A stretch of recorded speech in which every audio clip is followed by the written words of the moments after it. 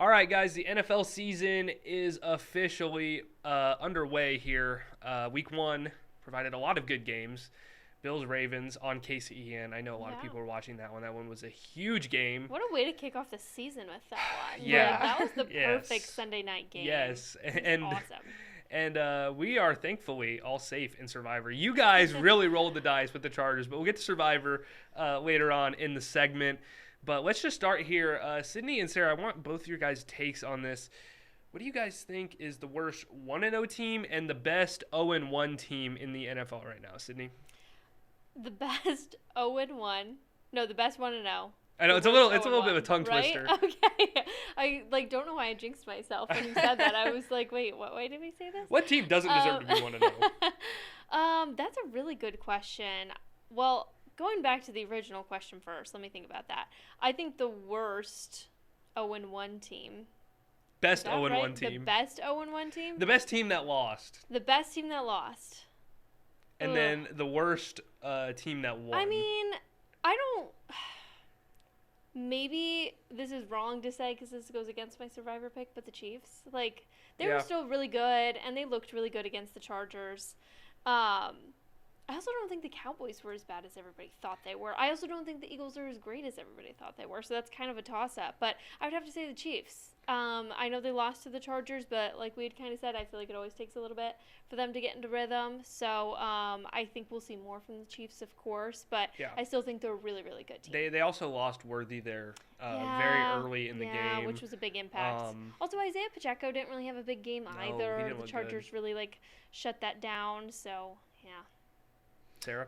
I gotta say the worst or the best 0-1 team that lost has got to be the Ravens. Mm-hmm. Just costly mistakes towards the end of that game allowed the Bills to take advantage and secure that win with the game-winning field goal. But the Ravens are a team that have a lot in store. They've been great recently. Brendan, don't give up hope yet.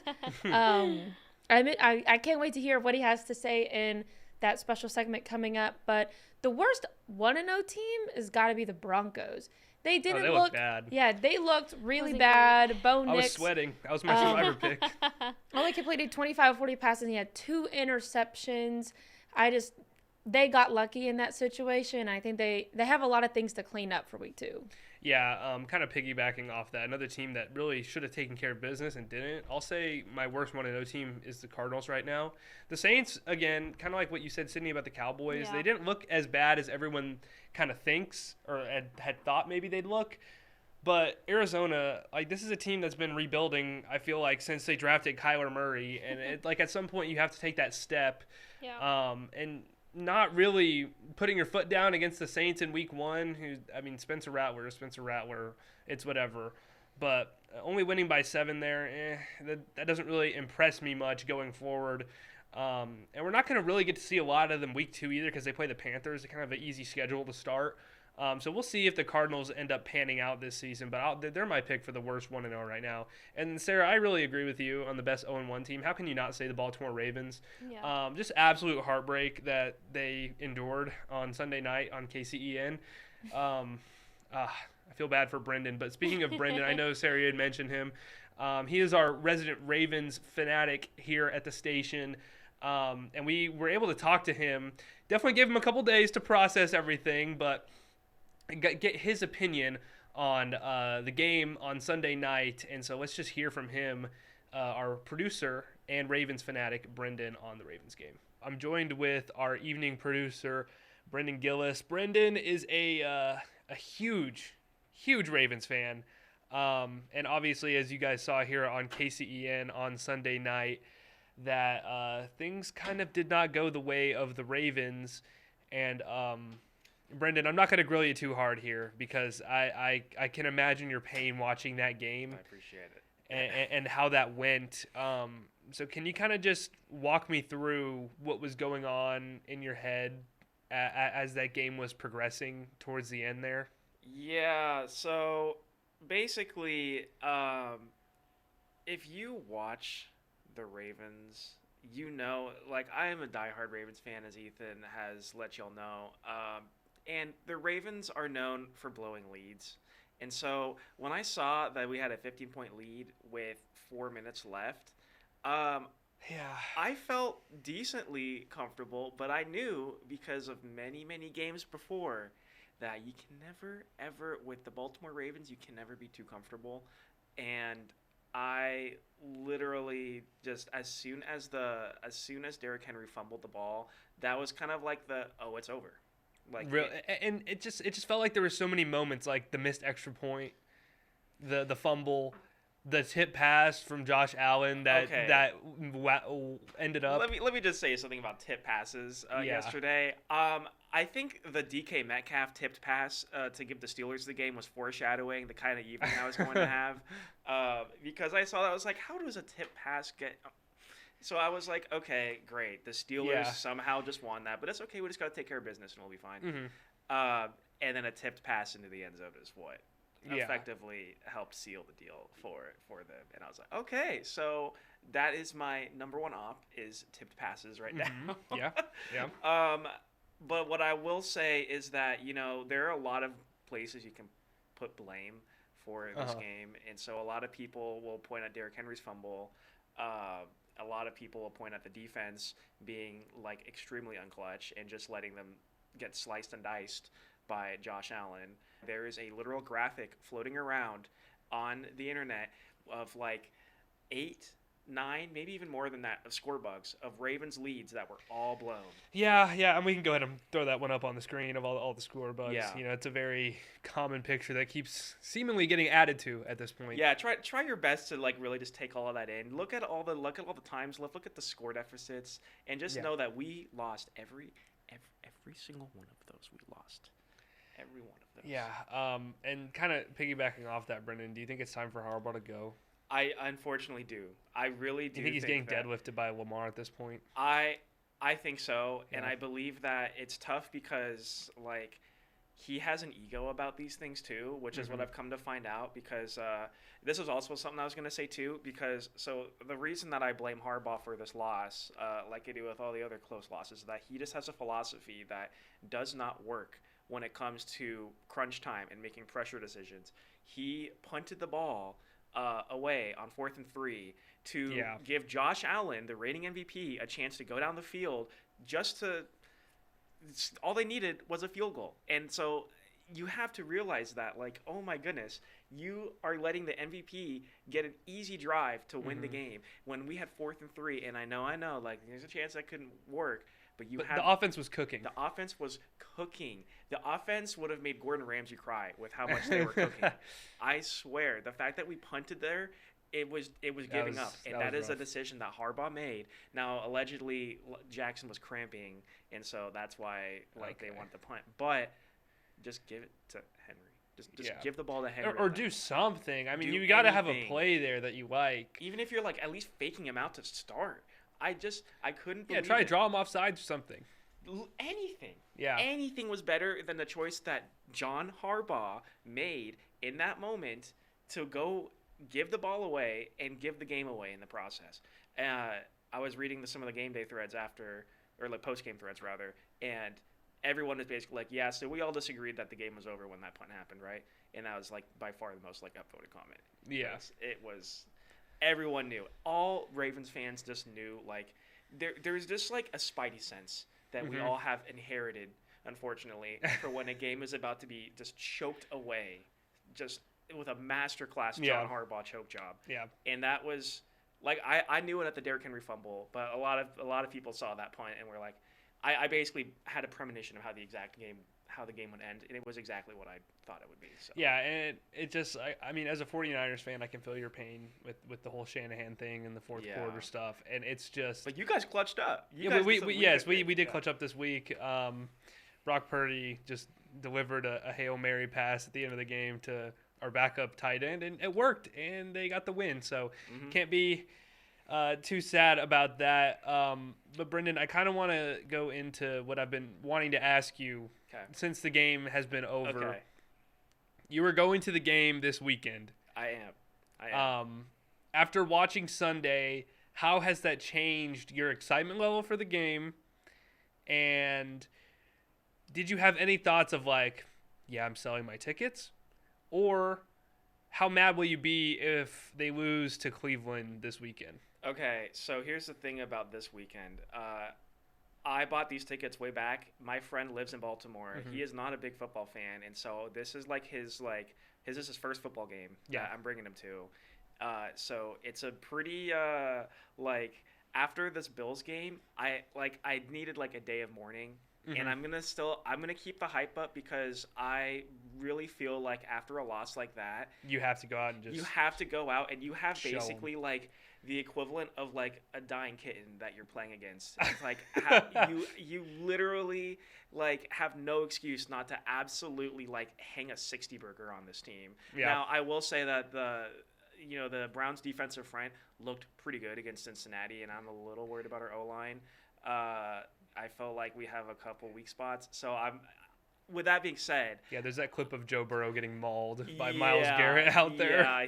So everything you place over there, he takes away from you and gets a clean run.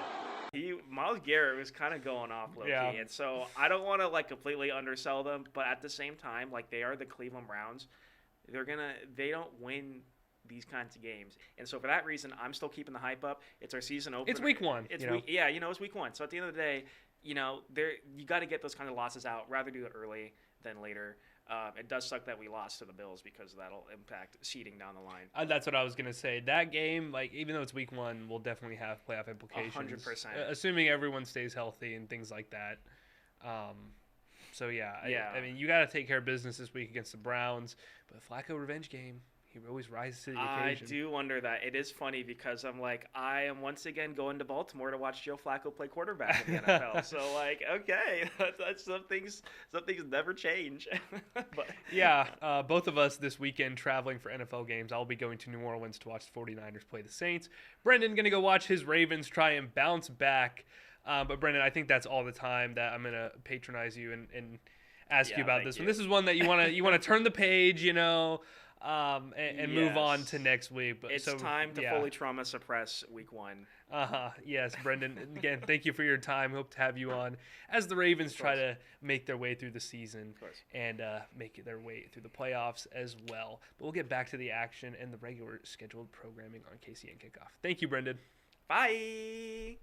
As you guys heard, Brendan will be out there in Baltimore to watch the Ravens hopefully turn things around against the Browns, or we are going to be getting a very unhappy Brendan in the newsroom. He might be calling off work for a couple extra days. He might be staying taking an extra long vacation if the Ravens don't get that one done. But let's head over to the NFC now, where I actually want to victory lap something. I did say before the season started that the Packers would win the NFC North, and our news director, Jim, he is a big Lions fan, and he called me crazy. He called me out. He was like, the Lions are better in every skill position. I told him, I was like, look, I need to see that coaching staff first. And we saw it, and it wasn't great. And I have a stat for you guys. Jared Goff is 3-17-1 without Sean McVay or Ben Johnson as his play caller in the NFL. And that's exactly what I told Jim when he was calling me crazy. I said, look, I've seen Jared Goff be a part of 15-2 teams, and I've seen him be a part of teams that win like 1 or 2 games. He is very much dependent on what's around him and the coaching staff and the scheme and everything like that. So I will victory lap that. Packers look like they're the real deal. Let's hope Jordan Love can stay healthy, and they'll win the NFC North. Sydney, do you have any thoughts on that game? I was definitely disappointed. I obviously grew up in Detroit, so I always root for the Lions to have a good season. It was disappointing. Just after everything that we've seen in Detroit the last couple of years, they're a very hard-nosed team, just have a lot of grit, and it just seemed like they were lacking a lot of that. I don't blame all of that on Jared Goff. I just think there was a lot of just some misconnections overall, and it's going to happen when you come in with a new coaching staff and have a lot to develop. I still believe in Dan Campbell. I don't think the Lions are going to be the worst in their division. I think there's still hope for them.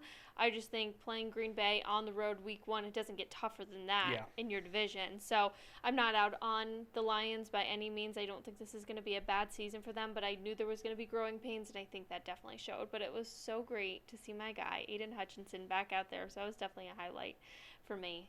Yeah, they definitely needed him last year in the playoffs. So it's good to see him back. Sarah, do you have any thoughts? Yeah, you wrote on our notes here, like, oh, are they in danger? Is Detroit in danger? I don't think anybody is in danger. It's Yes. week 1. It is week 1. Things are going to happen. Kinks are going to smooth themselves out. Yeah, they didn't look great, and it also sucked that I had Amon-Ra and Sam Laporta on my fantasy team because they didn't have Gibbs and so many Lions players. So Jared Goff is my starting quarterback in our fantasy, which is not great. Which sucked. Yeah, they didn't have a great game, and like you said, it was a divisional game. Those are always a toss-up.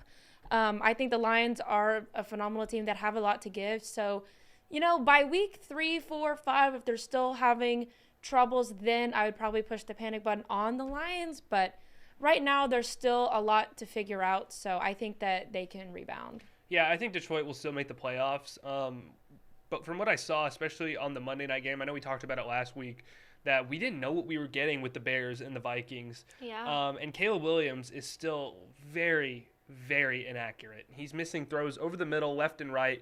He's trying to throw the ball a million miles an hour. He's throwing straight fastballs. And shout out to these receivers for catching the ball when it's thrown their way because it's coming in on a rocket on a line. But it's getting him in trouble that he doesn't have that much touch. And he's trying to do what he did last season is trying to play hero ball. And what we saw is that J.J. McCarthy, okay. All right, he looked good. Let's he give looked it up good. for the national champ. And the thing that got me was that he looked really bad for the first 3 quarters. But he locked in, he turned it on, and willed the Vikings to a victory. He played great there in the 4th quarter, executed every play he needed to. And so now we're looking at the Vikings as, okay, wait, maybe they can make the playoffs. So I think that my hand is hovering over the panic button for the Lions because they looked really flat. They looked really flat against Green Bay. But not yet. But I'm definitely going to keep an eye on them. I hope they still make the playoffs because I did say that they would make the playoffs. But yeah, Minnesota looks great. It looks like they haven't missed a beat, changing over from Sam Darnold to J.J. McCarthy. But Sarah, you had mentioned fantasy. Let's go ahead and get into that. Did you guys win this week? No. Oh, that's a double no. I won. Barely, and though, I right? have. Yeah, we can get into that. But I had I'm actually in first place right now because I scored the most points in the league. I will victory lap Geno Smith. Got him with the 189th pick. Everyone's picking quarterbacks in the 2nd round, the 3rd round. Everyone's trying to get their quarterback, but I waited. That wasn't everyone. That was literally one person. You guys can run the clip. Run the clip right now of me saying Geno Smith was a great sleeper. 8th round. If you don't want to draft a quarterback early, I get it because there's so many good quarterbacks that can put up points for you.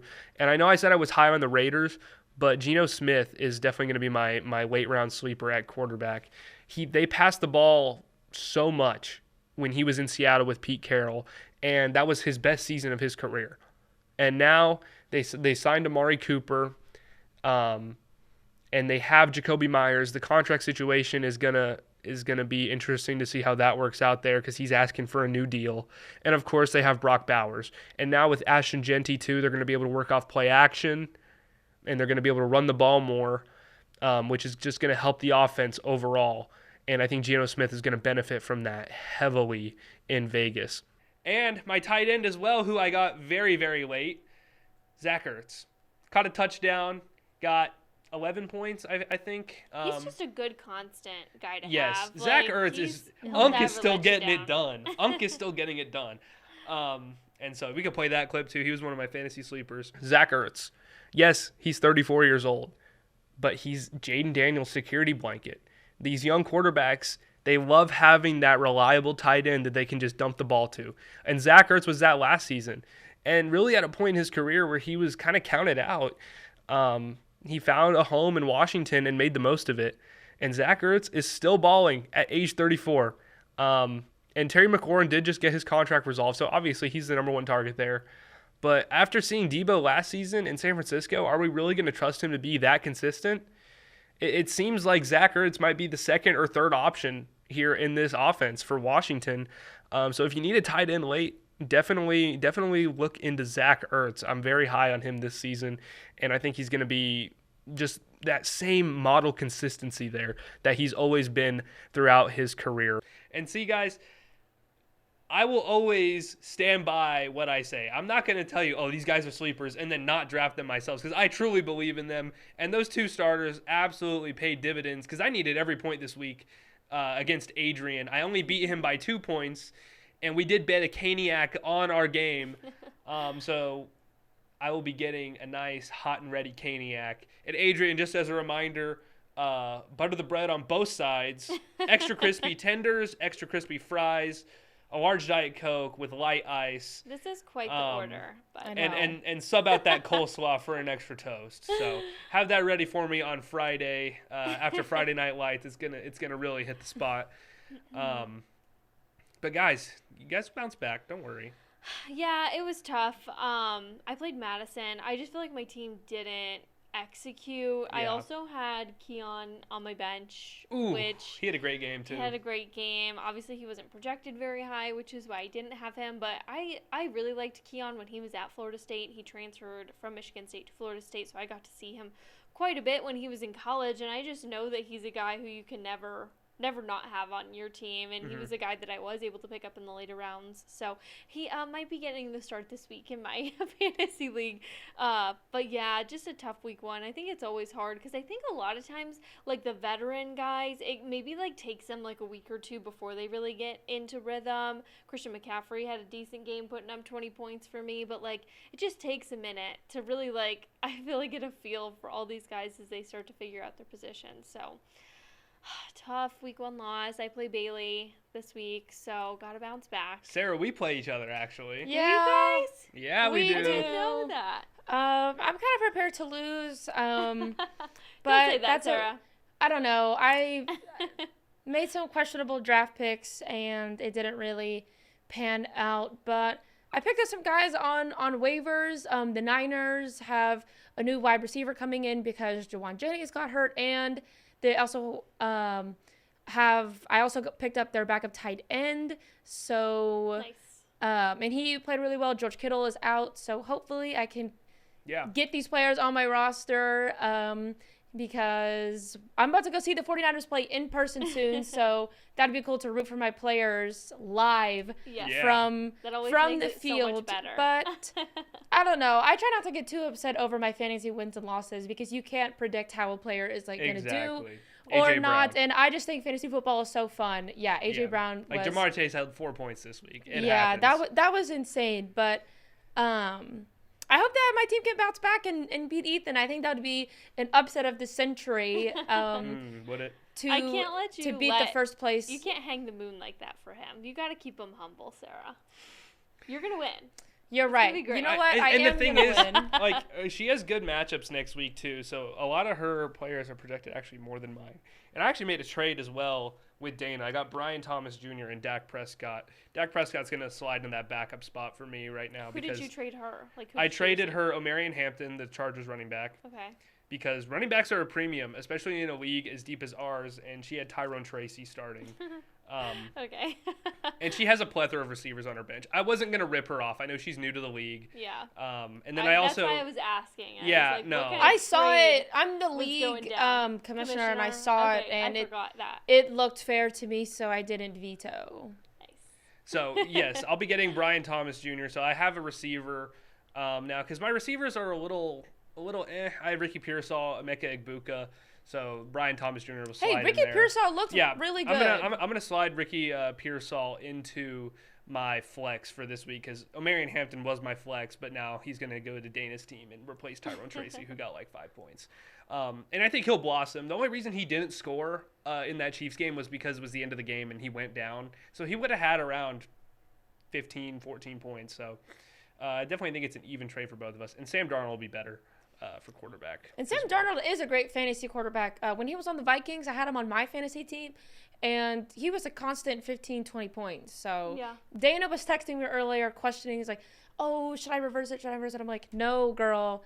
Trust in Sam Darnold. I'm a Sam Darnold believer, although it sucks he's on the Seahawks now. You know, that's a rival of my team. But as a person, I think he's great, and he's a good quarterback. Well, let's move into something that you guys actually did win and that we all won in that Survivor. Way to diss us subtly there. Well, hey, I needed a totally transition. But the thing is, your guys' pick was more impressive than mine, I think. In our Survivor League here at the station, you guys picked the Chargers, and you were rewarded. You were definitely rewarded. They looked good, really good in that game against the Chiefs. I picked the Broncos, which I was sweating the entire game because Bo Nix was not making it easy whatsoever. And Cam Ward looked pretty good on the Titans. I'll give him that, especially against a really good defense in the Broncos. But as we head into week 2 here, I'm going to go straight back to the Titans. I hate picking on them, but they play the Rams, and the Rams are very good, and another great defense that I think is going to give Cam Ward trouble. And I trust Matthew Stafford and Sean McVay's offense a lot more than I do Bo Nix. That's for sure as we head into week 2 here. And I was really thinking about picking Dallas against the Giants, but I'm just worried about the Giants' defensive line because it's really good, and the Cowboys' O-line is not it right now. And I'm worried if they bench Russell Wilson and Jackson Dart comes in and he does really good, provides that spark, it could be trouble. So I'm going to stay away from that game. But I don't think it's a terrible pick. Sydney, do you have yours? Yeah, I keep going back and forth on if I want to gamble or if I want an easy one. I was actually thinking Giants over the Cowboys. Whoa! Yeah, as my pick. That would be my gamble, or Bills over Jets. I think Bills take that single-handedly. So yeah, I think that's a pretty. I don't know who one. I'm gonna pick yet. We don't have to make our decisions today, but I'm kind of leaning Giants over Cowboys. Okay, I hope you lock that in because that would be generational. we'll be saying next week, ball nowhere, if the Giants can pull off that win over the Cowboys. Then we'll play this clip back again. Yes, exactly. Because if you do that and they win, then all right, I'm tailing Sydney's picks from here on out. Sarah, who do you got? I think the Colts over the Broncos just because the Broncos didn't look good, and we all saw how Daniel Jones played for the Colts. As soon as he got off the Giants, he started doing really well. I believe in him. He's gotten so much hate over the years from not being a good quarterback, and I felt so sorry for him. He looked so sad seeing all the videos of fans chirping him, and now he is doing really well on the Colts. I know it's only week 1. Maybe it's just a one-game thing, but the Broncos didn't look very good, and so I'm leaning towards that as my pick, but I'm not 100% sure. Okay. Yeah, and after week 1, we only had one person get out in Survivor, and we had already mentioned our producer Dana in the trade that I made with her earlier today in fantasy, but she picked the Chiefs over the Chargers. I advised last week to stay away from that game because it was a true toss-up, but Dana will not be around for the rest of Survivor this season, and hopefully, guys, we can come back next week and we're all safe. I was going to say, what happens if we all get eliminated? Do we just, restart? Oh, that's a good question. I guess we'll cross that bridge when it comes. I'm not really sure. I do feel like at some point everybody's going to get eliminated. Yeah, I think it's whoever just lasts the longest. Okay, that's going to be the... Yeah, and so I guess we'll take it from there if that happens, if everyone picks the same team and then everyone's out. But we're going to go ahead and make the transition now from professional to college. We had some cool stuff happen here in Central Texas, and we have some big games coming up this weekend as well with A&M and Baylor and things like that. So we'll get into that right after this quick break.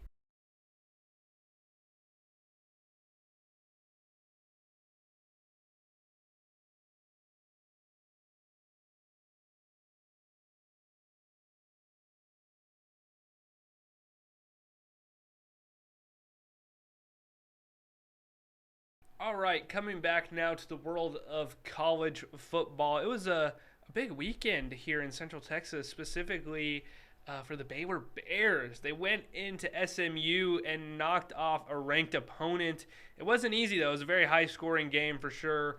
But in the end, I think it was double overtime, right, Sydney? They ended up winning. Is Baylor back?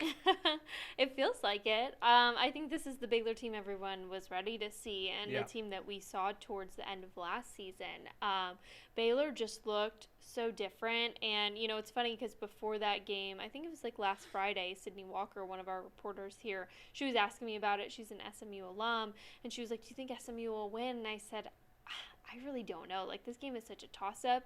To me, I couldn't really tell. But I said, no matter what, this is going to be like a 50-point ball game from each of these teams. And, of course, it was all offense. It was all offense in that one, which I was not surprised by at all. But Baylor just felt different to me. I felt different about them from the second they stepped on the field in warm-ups. This was a team that came in ready to attack. And even though they had to crawl their way back into this game, they never gave up. You saw a veteran quarterback take charge when he needed to in the fourth quarter there and really shine. So super happy to see Sawyer Robertson, another 400-yard game for him, which is unreal. 4 touchdowns his stats too. So through 2 weeks are incredible. Oh my gosh. And we're seeing that in all the awards he's racking up this week too, being the AP National Player of the Week and so many other ones, the Walter Camp Player of the Week. Like, he's just bringing in so many awards right now too, and it's hard to shy away from that when he did have such a breakout game. Yeah, I think if he keeps on this pace, I don't want to say any early Heisman talk or anything, but he definitely needs to be in the conversation. For sure. As we're 2 weeks into the season. Sarah, do you have any thoughts on that game? I know that we were both watching that one pretty intently. Being TCU alums, we were like, can they just tie or something? And neither of them win. But my brother and his fiance were with us, and they both graduated from SMU, so it was definitely a little bit funny to see their reaction to the ending of that game. But it was priceless. SMU should have dominated all 4 quarters of that game. They let up the gas from the second and on, which allowed Baylor to creep on their lead. Baylor also didn't look that great to start out. Their momentum was definitely slow. I feel like Baylor's performance against SMU kind of mimicked the way that TCU played last year, having a really slow first quarter, but really picking it up in the second quarter. If Baylor can dominate like they did at the end of the game all 4 quarters, they are going to be a really hard team to beat. So I'm interested to see if they can put that momentum from the second quarter in the first quarter to play a full game of high-level football. Yeah, and I'm not ready to anoint Baylor yet. And I know Sydney's laughing that's coming from me, but their defense is a serious problem. Yeah. I feel like it turned a page last week, though. Like, I know it doesn't look like it, but I think there's just too many guys that are wide open downfield. I get it. They allowed way too many explosive plays, but when it mattered, we saw the sacks. We saw, like, it needs to come all together. Yes. And there's definitely some growing pains, it looks like. Yeah. But until they can really get that defense figured out, I mean, Sawyer Robertson's great. He's proving that to us week in and week out, and they're going to put points up on the board. He just looks so poised back there as well, making every throw that you ask him to. But it's like, at what point is he going to not have to go out there and put up 400 yards and 4 touchdowns in order to win the game? You know, the defense has to pick him up a little bit there. For sure. And once that defense does get going, then we're like, okay, Baylor might be here and Baylor might be ready. But that was their problem against Auburn. It was almost their problem this week, and we'll see how it looks, but this week is kind of a reset week. They play Samford, if I'm not mistaken. Correct. So that should be a good confidence booster for Baylor as they head into Big 12 play against Arizona State. But we'll head over to our other Division I college that we have in our viewing area. A&M, they're 2-0 after the first 2 weeks, but they have a very big game this weekend that you can watch on KCEN. Yeah. And they're playing Notre Dame. Do you guys think they have a shot here? I do. I really think they do. Notre Dame kind of got exposed in that Miami game. I do think this is a good Miami football team that we're seeing, but Notre Dame didn't have a game last week. They've only played 1 game this season, and in that 1 game they lost, you know? So I think there's a really good chance for A&M. They haven't played the toughest opponents in their start to the season in their first 2 games, but I do think with the reps they've gotten and the way they've been able to expand on their offense and really continue to grow and take huge strides is awesome. Plus their defense is on fire. Cassius Howell had 3 consecutive sacks in that game. I've never seen that before. Back to back. And then Myles Garrett had like multiple sacks on Sunday when he was playing in the NFL. So it was like shout out Bengals offensive line. A question was asked in the A&M press conference this week: Is this D-line you? Like, it's looking like it. They are dominating on lots of phases. So I think A&M has a really good shot. I think this Notre Dame team is definitely not the team that they were last year. I think even still being ranked, it says ranked 8th. I think that's correct. I think that's still too high.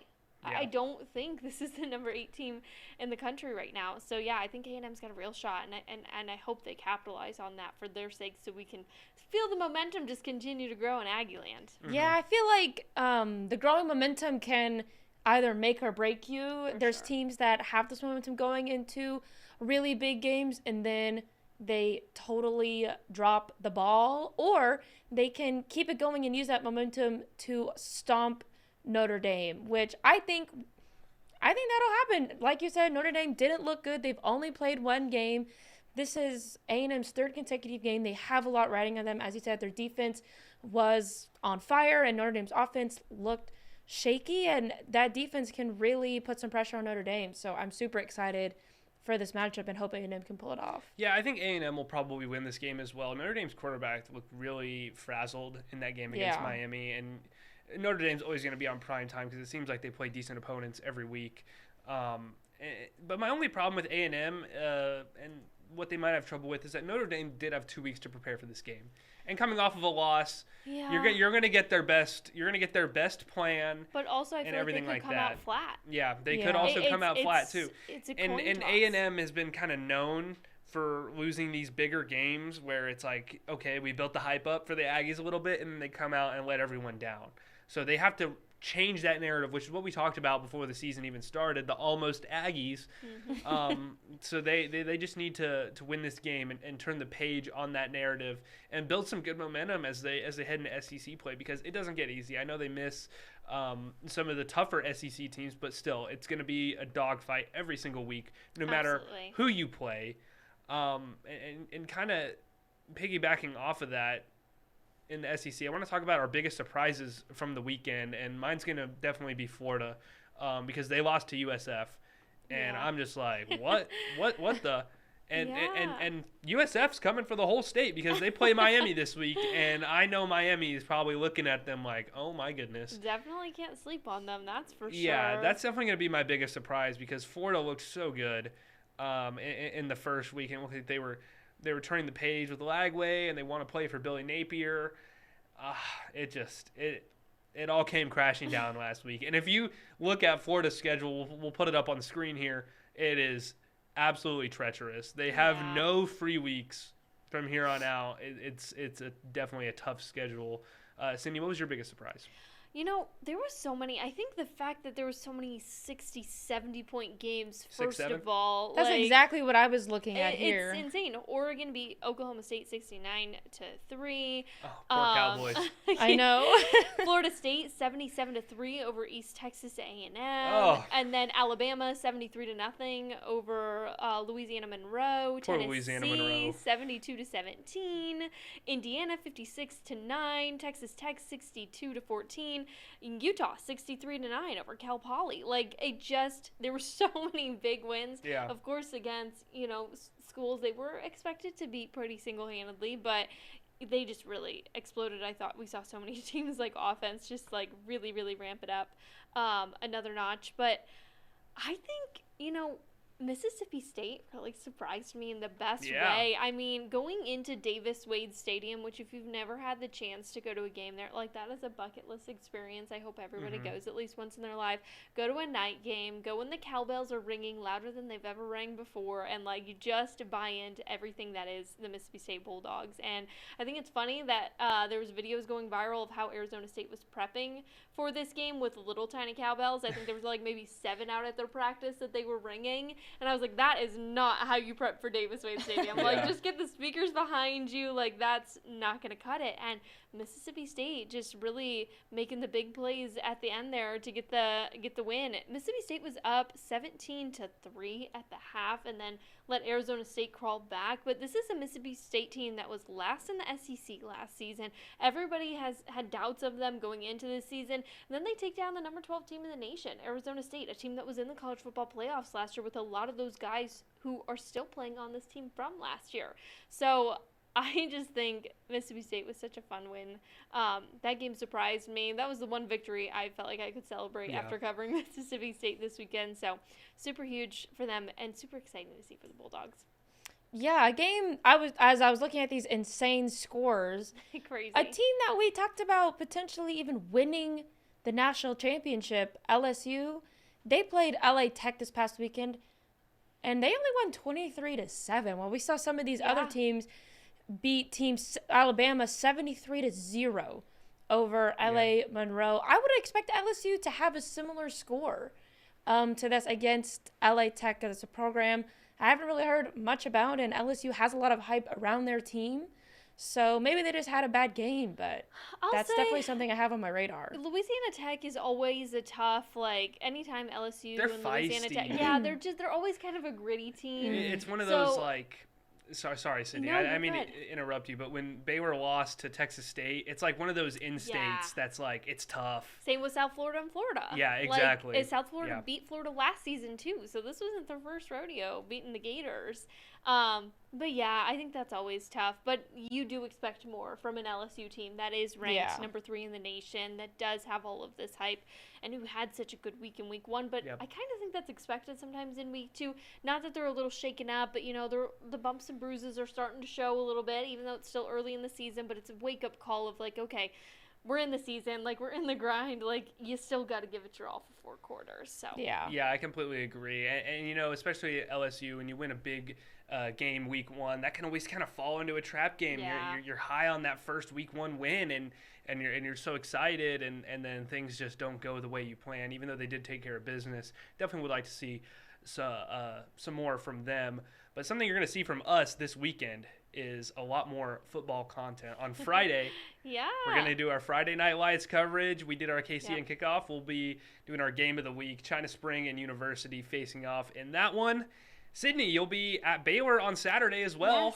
Yes, I will. Baylor takes on Samford. Samford. I keep saying it's Samford. The Bulldogs. They're from Alabama. I know Samford. Going to be a good matchup. Excited to have that. We'll have the full coverage. And then, of course, you can see that recap at our 6 o'clock show, which we stream right here on the 6 Plus app. And then also we'll have highlights from the A&M Notre Dame game, which, of course, like we said, is right here on NBC. So you can watch that and then watch us. We'll have more coverage from our games and anything special you want to see from the weekend. We usually get it covered. Yeah, and we'll, of course, have Sunday Night Football again. Last week was an absolute gem, as we did talk about earlier in the show. But Who's this week, the Sunday night game this week? Yeah, we got Falcons-Vikings. J.J. McCarthy starting out his career with 2 primetime games, so though doesn't get much more spotlight. Is this in Atlanta or in Minnesota? I'm not 100% sure. Let's get a check on that. Yeah, Vikings-Falcons. It is going to be in Minnesota. Okay. In Minnesota. So J.J. McCarthy, first home game, Sunday Night Football, right here on KCEN. Sydney, Sarah, thank you for joining me again this week. Hopefully things work out for us in Survivor and Fantasy this week. We'll be back to talk about it all next week, but that's what we got planned for the weekend. We will see you guys next week on KCEN Kickoff, where we kick off your weekend of sports.